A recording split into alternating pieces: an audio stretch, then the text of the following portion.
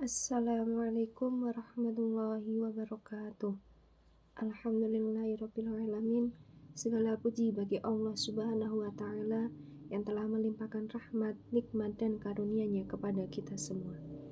Sholawat serta salam semoga selalu tercurahkan kepada junjungan kita Nabi Muhammad SAW, kepada keluarga, sahabat, dan seluruh umatnya hingga akhir zaman. Pada kesempatan yang berbahagia ini, izinkan saya menyampaikan kultum singkat dengan tema Ekonomi Islam sebagai jalan mewujudkan keadilan dan keberkahan hidup. Dalam kehidupan sehari-hari, aktivitas ekonomi tidak bisa kita pisahkan dari kehidupan manusia. Mulai dari bekerja, berdagang, menabung, hingga melakukan transaksi jual beli. Semuanya itu adalah bagian dari kegiatan ekonomi.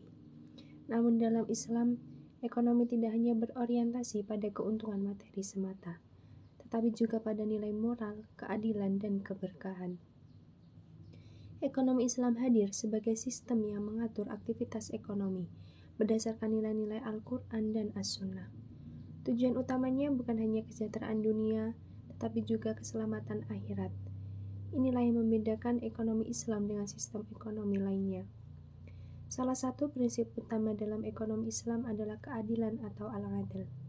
Islam melarang segala bentuk kedzaliman dalam transaksi, seperti riba, penipuan, kecurangan timbangan, dan eksploitasi pihak lain. Allah SWT berfirman dalam Al-Quran surat Al-An'am ayat 152, yang artinya, dan janganlah kamu dekati harta anak yatim kecuali dengan cara yang lebih bermanfaat, hingga sampai ia dewasa. Dan sempurnakanlah takaran dan timbangan dengan adil. Kami tidak memikulkan beban kepada seorang melainkan sekedar kesanggupannya. Ayat tersebut mengajarkan bahwa dalam aktivitas ekonomi, kejujuran dan keadilan adalah nilai yang tidak bisa ditawar. Seorang muslim tidak boleh meraih keuntungan dengan cara merugikan orang lain. Prinsip berikutnya adalah kehalalan dan keberkahan. Dalam ekonomi Islam, tidak semua yang menguntungkan itu dibenarkan. Keuntungan harus diperoleh dari cara yang halal.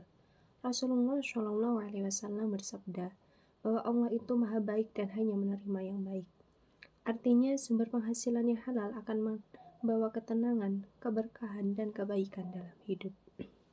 Selain itu, ekonomi Islam juga mengajarkan tanggung jawab sosial.